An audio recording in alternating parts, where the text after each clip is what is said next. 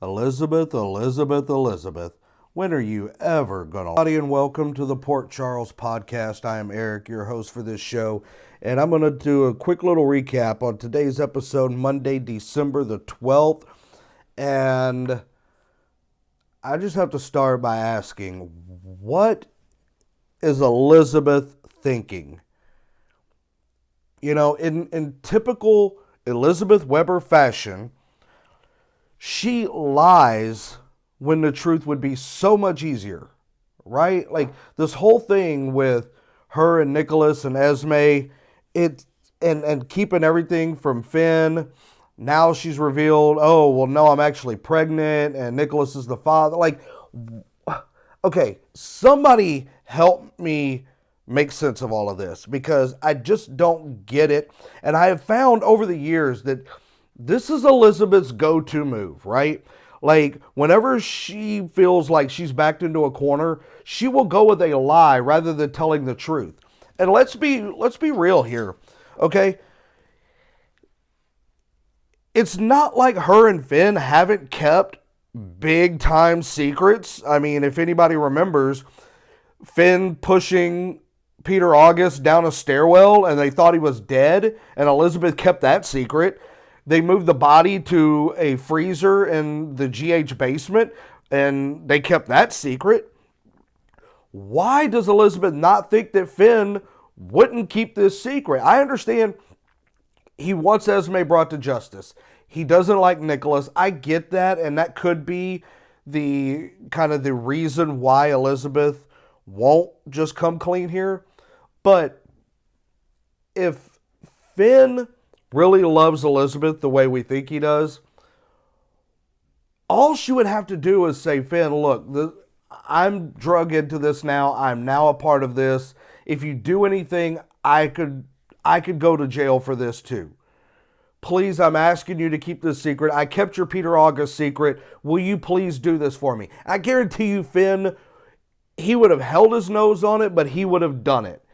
So now you have this, you concocted this crazy story that Elizabeth's pregnant, Nicholas is the father, and this is going to wreck so many other lives along the way that it just blows my mind why she can't just come clean, why she can't just be honest from the start. And I understand if you're honest, it kills the drama, it's part of the show. I get it, that's fine. But it just, from a common sense, logical standpoint, it makes no sense. So I don't get it. Like, somebody's going to have to explain that one to me. One of these days, I would hope that Elizabeth just, when backed into a corner, just tells the truth. I mean, she did this with Drew Kane when everybody thought, when she thought that he was Jason Morgan, she kept that under wraps when it was just like, hey, I'm the one who brought you back. I'm the one who gave you your life back. I trust things to just, fall into place for me. But instead she lies. And it's just like, I don't understand. Like, it seems like in so many ways her character has evolved from when she was a teenager.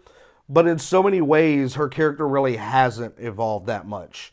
And I think this is definitely one of those instances where her character hasn't evolved. When her back's against the wall, she lies to try to get out of whatever mess she is in.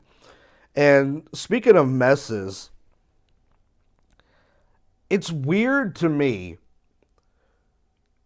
to see college-age kids having conversations about relationships like they're still freshmen in high school. I had to sit there and watch Trina and Joss talk about, oh my God, Rory's such a great guy, but I still have these feelings for Spencer, and oh my God, what do I do? And it's like, I just want to bang my head against the wall when I hear, I mean, it was almost like the whole thing when Jocelyn and Cameron first kissed. And this is actually kind of a running joke between me and my fiance because she was watching it with me for a little while during that time.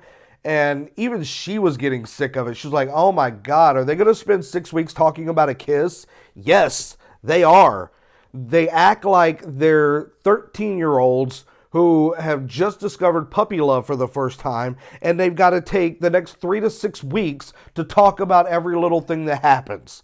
So yes, Joss went on and on for weeks about kissing Cameron, and oh my God, and it's just like, okay, you kiss, let's move on. Now it's, oh, my feelings, Trina, my feelings for Spencer, and it's like, okay, either figure it out or don't. But do we really need to spend days talking about your internal dilemma between this great guy, Rory, and the guy who basically treated you like crap in Spencer? It's just, again, I know it's for dramatic purposes, but if you want to spend a couple of segments in one episode talking about how you're kind of torn emotionally, that's fine. Do that. Take 1 or 2 segments in a show. It'll get the point across. We understand you're struggling internally. Fine, but let's move on. You're either going to deal with it or you're not going to deal with it. But to sit here and listen to them talk like they're supposed to be in college now, right? I mean, Jocelyn's in college. But yet they talk like they're in middle school or they're like freshmen in high school who just have their first crush. And it's just, I don't know. Maybe it's me. Maybe I'm just old now and I don't relate. But it's weird watching college age kids talk about puppy love crushes almost for days on end. And speaking of kids, as you can tell, I kind of like to segue from one topic to another when possible. But speaking of kids, so Esme is the daughter of Ryan Chamberlain and Heather Weber. And somebody explain this one to me, because Esme seems very young. And I'm going to go out on a limb here because we saw Spencer drinking at Windermere. And he told his dad, when his dad walked in the room, that, hey, I don't need a lecture on underage drinking. Okay, fine. So we're going to assume Spencer is 19 or 20. And therefore, we're going to assume that Esme is, to be fair, we'll say 19 to 21. Okay, we'll give her an extra year there. So maybe Esme is old enough to drink. Fine. Ryan and Heather have got to be at least in their 50s, mid to late 50s. Isn't Esme a little young to be their daughter? I mean, Grant, I get it. I understand. I'm not really one to talk. I'm 43 and I have a baby that just turned 1. So believe me, when she becomes 20, I'm going to be in my 60s. So I get it logically. But again, going back to what I said earlier, if we're going to throw logic out the window, then I don't know. It's just weird to me. Which then it's also weird because, so Nicholas should be around my age, technically. He should be in his 40s. And he slept with Esme, who is, as we just said, 19 to 21 years old, right? So that doesn't really make a lot of sense. It's kind of weird, but anyway, I digress. So yeah, the whole Ryan and Heather dynamic, it just feels thrown together. I mean, does anybody else feel that way? It just kind of seems like we can't have a character come on without being tied to some other character.